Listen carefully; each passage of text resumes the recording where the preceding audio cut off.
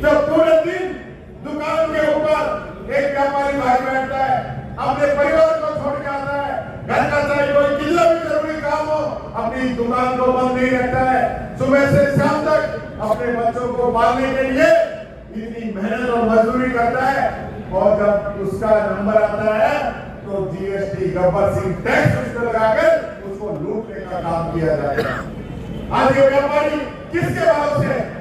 क्या धंधा का धंधा इस देश के अंदर चल रहा है? इलेक्ट्रॉन बॉन्ड जो धंधे का धंधा करके और आप लोगों को लूटने का काम जो इस बीजेपी सरकार ने किया।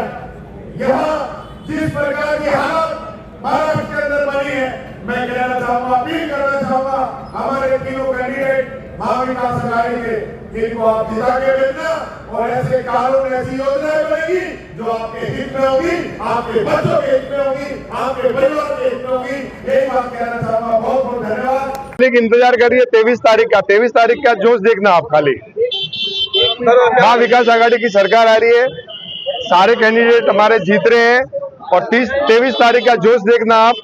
और महाविकास आघाड़ी का सीएम बनेगा और महायुति की विदाई होगी 23 तारीख को। टूटे नहीं है, पब्लिक को सब पता है कि ये 5 साल में क्या होगा। 70,000 करोड़ रुपया तो खा गए बीएमसी का, और भ्रष्टाचारों को वॉशिंग मशीन में धुला धुला के बीजेपी ने अपने साथ ले लिया है। और आने वाली, जैसे आज अरविंद सावंत जी ने बताया, जैसे महाविकास आघाड़ी की सरकार बनेगी, सारे भ्रष्टाचार अंदर जाएंगे जेल में। नारे तो पिछले 10 साल से दे रहे हो, नारे पे तो जिंदे रहते थे। अब पब्लिक समझ गई, पहले धर्म की राजनीति करते थे, गायों की राजनीति करते थे। आज मैं नार्वेकर साहब से 2 दिन पहले यही बोला था, नार्वेकर जी आपने अगर 5 साल काम किया होता ना, तो आप मेरे को गाली नहीं देते, मेरे पोस्टर नहीं फाड़ते, मेरे कार्यकर्ताओं को नहीं मारते, मेरे घर पे पुलिस नहीं भेजते। उनको डर है, नार्वेकर जी हार रहे हैं, उनको डर है। तभी तो अगर काम किया होता जनता का तो ये उनको करने की जरूरत नहीं पड़ती थी। उन्होंने 2.5 साल में जनता का काम किया नहीं, जनता का शोषण किया है।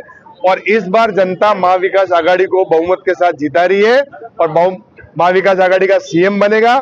और ये सरकार, महायुति के सारे भ्रष्टाचार लीडर है ना, सब जेल में जाएंगे।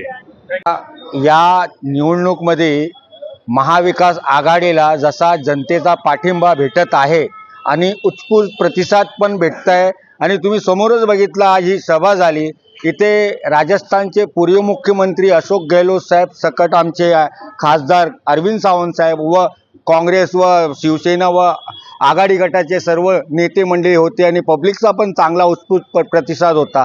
आणि सर्वात नेमकं म्हणजे इकडच्या राजस्थानी प्रवासी समाज इकडे पुष्कळ संख्येत राहतो, आणि त्यांना आवाहन करायला राजस्थान वासून गहलोत साहेब आणि त्यांच्याबरोबर प्रदेश अध्यक्षांनी वेगवेगळे लोक आलेले होते, आणि त्यांनी इकडे येऊन अपील केली की आज महाविकास आघाडीचे इकडे उमेदवार आहेत, हिराबाई देवासी असो की श्री आमचे कार्यसम्राट आमदार अमीन पटेल साहेब असो की भैरूलाल चौधरीजी असो, यांना भारी संख्यात भारी मतांनी विजयी करून आणायचं आवाहन झालं, आणि लोकांचा उत्स्फूर्त प्रतिसाद पण आम्हाला भेटला आहे। आणि आमचा विश्वास आहे की येणाऱ्या 23 तारखेला अमीन पटेल साहेब तर 4थी बार येणारच येणार, आणखीन त्यानंतर हिरा देवासी आणि भैरूलाल चौधरी नवीन इतिहास घडवू शकतात। आणि हे एक काय लोकांचा आणि जनतेचा पाठिंबा महाविकास आघाडीला भेटतोय आणि सतत भेटतोय। आम्ही रॅलीमध्ये जातो तो लोक येत आहेत, महागाईने त्रासलेले लोक आले आहेत, ज्यांना त्रास झाला कोरोना काळामध्ये ते आले आहेत, त्यांनी सर्वांची आपली शिकायत घेऊन आले की आणि ही सरकार फक्त प्रचार करण्यात राहिली आणि पब्लिकचं काही काम केला नाही। आज पब्लिक 20 तारखेला त्यांच्या विरुद्ध मत करून महाविकास आघाडीचे उमेदवारांना निवडून आणणार, याचा ठाम विश्वास मी इकडे जाहीर करतो।